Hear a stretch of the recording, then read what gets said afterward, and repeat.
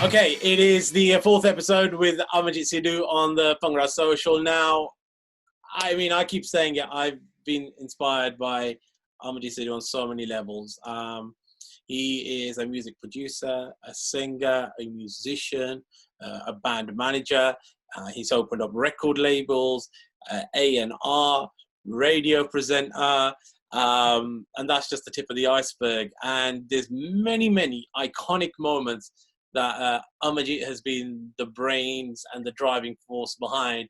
And I thought, well, do you know what? Let's chart them in Amarjit's top 5 career moments. So let's get straight into your number 5.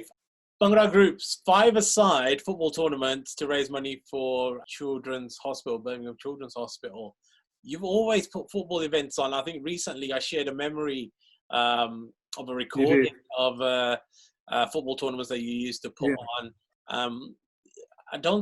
Other than True School, who does it now from time to time, no one else has ever done it. Why did you decide that, you know, we need to do these kind of things, 5-a-side football tournaments with the bands? I don't know. I mean, you mentioned in your introduction, I'm this, I'm that, etc., etc. You never mentioned one word, which was I'm actually a footballer. Sure. I wanted to be a professional footballer, believe it or not. And so when I was 16, 15, 16, that's all I wanted to do was play football and nothing else. I wanted to play for the Wolves. And then I joined up with a local club called Punjab United in Wolverhampton. And we were a huge, huge football club. And obviously then I went to the university, still played for the uni, came out of university, started doing my pharmacy, etc., started doing the music. But that love for football was always there. I've played football throughout my life. I still play even now at my age. And then I thought, well, you know, we're doing the music, we meet, you know, at these amazing venues, and we only have 5-10 minutes to say hello to each other, etc. And I thought, I know what we're going to do. We're going to have a social event where we're going to play football. We're going to all get fit, play football, raise some money for a worthy cause, so that, you know, people can say that and everyone came on board. Everyone wanted to, certainly from the Midlands they did, because obviously trying to get the Londoners to participate was a little difficult at the time. And so we had all the bands and we had a whale of a time. Fantastic. I think we did it for a few years. And, you know, just to see the likes of Malkeet kicking a ball or Safri, you know. You even got A.S. Khan playing football. A.S. Khan, can you believe that? Oh, do you know something? A.S. Khan in his days was an amazing footballer. Really? You know, you didn't know that, did you? Wow. He was an amazing footballer, but obviously he wasn't then. But in his days, he was a great footballer. Wow. I mean, I remember when, as a kid, I'd go. It was at you used to do it. Was it the YMCA Centre? We did the YMCA, and then we did Aston Villa Leisure Centre. That's right. And I remember I used to go there and I'd just stand there and don't say anything. And I used to watch these bands. I was like, this is brilliant. One day I'm going to get to do it. And I was lucky enough to play with you in that team that we won that year. It was great fun, man. I enjoyed it. And I said, I think now just less of that. You always need somebody who's a bit of a driving force. And again, I think True School's the only one who's kind of doing it. And he's kind of, I think he's a little bit more forceful than you. He'll be like, you're playing. We're getting together. Right, get a Birmingham team together, and then get a London team together. So he's doing that kind of thing. You know, from yourself. What you should do, Dips, is send a message from me to him and say, if you want to play us, we could still beat you, I bet. But you'll have to be on our team. Let me give you an insight of when we played last. It was a Derby team. His Derby team versus our Birmingham team. I think we scored 7 and they scored 36. Oh, well, they haven't played us then. I will pitch that to him. I'll pitch it to him. All right. In at number 4 for your career moments is setting up the label that we know as Kamlee Records. It's a label that you don't have now, but you were the one who started it. I remember the first couple of albums that came out, Punjabi Dance Nation, DCS, and the Decade album by Sahotas were one of the early projects that you launched alongside Sardar Dram to the original. What was the idea behind starting up your own record label? I think it's all about natural progression. It's just something. I was getting a bit fed up of the record labels. They weren't paying the artists the right figures, or whatever sales were being made, they weren't showing the right sales. They were keeping monies from PRS monies, or all the MCPS monies, etc., etc. And I thought, well, because I've come from the side of bands and artists and whatever, maybe I may be able to do things in the right manner. So I set up Kamlee Records, and Sahotas were recording their album at the time. So I went up to the Sahotas and I said, look, this is the company, and I'd like you to be part of this company. And what's your price, basically? And I paid them what they wanted. The same with Shin.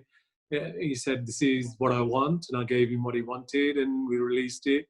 And then it was a platform for younger artists. I wanted to take some of them to mainstream and try me.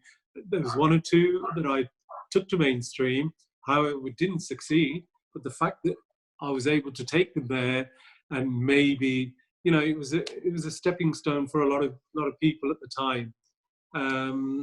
And then I think Movie Box, they were pretty big, and they wanted to buy me out, and I said, oh well, okay, there you are then, that's the catalogue, take it and run it. And that was the end of Kamlee Records as far as I was concerned. But what a way to launch it. So they're celebrating their 10th year in the industry, and Punjabi Dance Nation was huge as well. You had CIC were on there as well, if I'm not mistaken. Correct. Yeah. And you had a 4x4. Yeah, you had a girl. Sorry? There was a girl band as well. You were looking to launch a girl band. What were they called? Oh, there was a girl band as well. I can't remember now. But it again, like you said, it was a platform to launch new talent, which you did. And they're rolling into number 3 now. We've spoken about it, bits of it in previous episodes, but your first recording session with Chirag Pechan in Bombay. I mean, for you, taking your band, a band that you're part of, the band that you started with, to a magical city like Bombay, because I know how massively your band, Chirag Pechan, was influenced by Hindi film cinema music.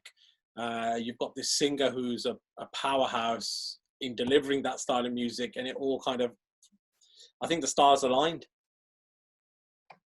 Correct. I think I'm talking about 1983, and part of the band wanted to record here, and myself and Mungal, we felt we just needed that sound, that sort of Bollywood sound, and Danny and Naresh and the rest of them, they wanted to record here. So we said, look, you compose some of the music and some of the tunes of the same songs that we're going to take to India, and if yours are better than ours, then we'll go with your music, and vice versa. And because I had influence in Bombay, and I knew people in Bombay, knew people in the film industry and the music industry, it was far easier to go there to record. And it was an amazing experience, because my friend Suresh Wadikar, who was a playback singer in those days, he was a big singer, and he was doing some big films, and we just couldn't get a hold of him, because there was a couple of songs we had the actual songs, the lyrics, but we didn't have the actual tunes, the melodies. So one day we sat down with him, and he was classically trained, as you probably are aware. And so he came up with the first track, which was Tere Chitte Andam Nada Hasani. So the guys here in here, which was Danny and the rest of the team, they composed the song. O tere chitte andam nada hasani, tere chitte andam nada hasani, jind kad ke le gaya aaj. That's what they composed. So Suresh, because of his knowledge of music in composing, he went into the different rags. So he tried all the different rags, and then he came up with O tere chitte andam nada hasani, whatever it was. I can't remember it now, but it was. Oh, that was right. That was right. Yeah, it was. You know, whatever it was, and me and Mungo went, "Wow, that's it." You know, that was first impression. And the same goes with a few of the other songs. He went into the different rag, whatever, and then we had that amazing experience in the studio, you know, watching these live musicians, how the percussions were recorded, how everything was done in one day. You know, 2 songs were recorded in one day. Can you believe that? Unbelievable. 2, it was just, you know, take 1, 2, 3, and they would start. And so it was the experience of how recording was done in Mumbai or Bombay, and how big the sound was, how big the sound of the music was, how the clarity of the individual instruments, and of course Mungo's voice. I don't think it's ever sounded like that. In at number 2, again, an event that I hold dear to my heart, and I might even reel off the winners because I still know them off by heart. It was the very first Pop Awards for the UK Bhangra industry. We've had talent shows before, but this was the very first. It was the UK Asian Pop Awards, 1986-87, at the Dome in Birmingham.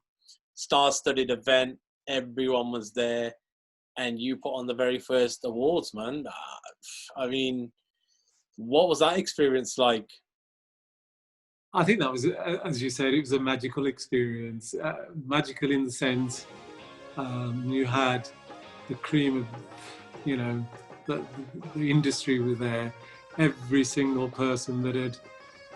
The idea basically was to credit those people that had been producing and singing, and there's nothing. I mean, the likes of Alap and Hira, which were present at the same time as Chirag Pechan. These people had produced some amazing, amazing stuff. It's no use producing. Somebody had to come along and say, well done. You've put a smile on our face. We've danced to your music. We've listened to your music. Tusi Punjabiyat, tusi leke aaye wapas. A lot of the kids were moving away from Punjabi in the 80s. And it's thanks to these bands that Punjabiyat wapas fir aayi. Oh bolna, oh sikhna, oh jehde lafz jehde gaunde sige, the youngsters were saying ਇਹਦਾ ਮਤਲਬ ਕੀ ਆ, ਉਹਦਾ ਮਤਲਬ ਕੀ ਆ. So ਉਹ ਪੰਜਾਬੀ ਜਿਹੜੀ ਚੀਜ਼ ਮਾਂ ਬੋਲੀ ਉਹ ਵਾਪਸ ਆ ਗਈ ਸੀਗੀ, ਜਿਹੜੀ was missing. Certainly in the 70s and 80s it was going away. And to acknowledge these bands and to say shabash, ਤੁਸੀਂ ਜਿਹੜਾ ਕੰਮ ਕੀਤਾ, it was worthy, it was, you know, ਸਾਡੇ ਜਿਹੜੀ ਚੀਜ਼ ਤੁਸੀਂ ਪੇਸ਼ ਕੀਤੀ ਆ, ਸਾਡੇ ਜਿਹੜੇ ਨੌਜਵਾਨ ਜਿਹੜੀ ਨਵੀਂ ਪੀੜ੍ਹੀ ਆ ਉਹਨਾਂ ਲਈ ਜਿਹੜੀ ਪੇਸ਼ ਕੀਤੀ ਆ, ਉਹਦਾ ਅਸੀਂ ਤੁਹਾਨੂੰ ਸ਼ੁਕਰੀਆ ਅਦਾ ਕਰਨਾ ਚਾਹੁੰਦੇ ਹਾਂ, ਤੁਹਾਡਾ ਸ਼ੁਕਰਾਨਾ ਕਰਨਾ ਚਾਹੁੰਦੇ ਹਾਂ. So that was really, again, it came from watching mainstream TV on my part, which was, you know, the awards that were sort of the pop awards that they were doing. So I just called it the Asian Pop Awards. And it was just a huge event. I think people from all over the country came, not just this country, but from abroad. People came from abroad because they could relate to it. They wanted to see, singers. Everyone was there. Everyone That was the incredible thing. Yeah, yeah, and but yeah, it was just everyone were performing. They all loved it. Not to say that there weren't problems. There were problems. As always like problems at the Pop Awards. Any event carries problems. And but I think looking back on it now, everyone that performed, we did a video to it. I wish I haven't got it, but it's right here. I remember. I remember the first Pop Awards, and I've said this a million times. Anytime everyone's ever interviewed me, I always say. I even remember the side door. When I drive now to the mailbox to go to do my show on a Sunday, obviously I've got to drive past what was the Dome, which is now the O2 Academy. That door. And you look at that door at the back. That door is still there. That side door is still there. That's the door I went through, and I remember the door. It was me, it was Mom, it was Dad. You opened the door, and I remember you said to Dad, Helena. And we went up to the balcony, and I just stood there. They were great. I think people who may be watching this and went to the Dome in those days, that era again, it was just dynamic, wasn't it? It was just you can't explain to someone who hadn't been there. You had to be there to experience the event. And incredible. We saw Sangam performing. Jazz Tommy's dad, Bicker, was part of Sangam. Anamika performing. They did like a Swahili track. We had Premi and Apna Sangeet were awarded Best Upcoming Band. Channi was Best Singer. Hira were Best Band. I think DCS performed on the night as well. I think they all did. Everyone did. All the bands. Yeah, Kuljit and Deepak Kajanchi got awards for best music producers, and it was an incredible night. So I think that's definitely one of your standout moments, which people it was. But in at number one is an event that again I remember. It was, I believe, at the Odeon Cinema in Birmingham.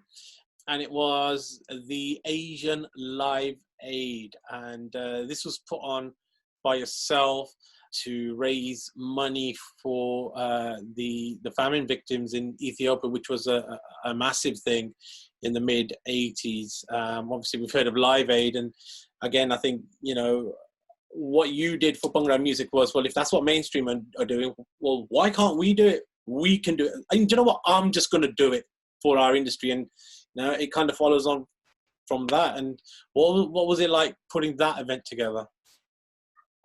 Again, I mean, that was just a huge event. The planning on it, everyone wanted to participate. I mean, when I rang all the bands, I said, this is what I'm doing. I've booked the venue. It's going to be an amazing event for everyone to view. We're going to get it filmed. We're going to raise the funds, and I just want you to be part of it. And they were all up for it, and they were all looking forward to it. And the whole event, would you believe, started at 3:00 in the afternoon. There was a queue from 12 o'clock midday, all the way up New Street, right the way to the town hall, and people wanted to get into the Odeon. And anyway, we got them all in and started bang on at 3:00.